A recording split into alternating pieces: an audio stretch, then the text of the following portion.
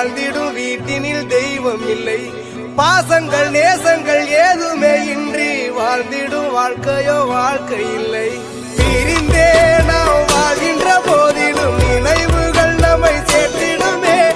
அழகாய் பூ பூத்திட வேண்டிய வேர்கள் நீர் ஈர்த்திடுமே. இன்னொரு ஜென்மம் அது கிடைத்தாலும் கூட இதுபோல் ஒரு சொந்தம் கிடைத்திட நான்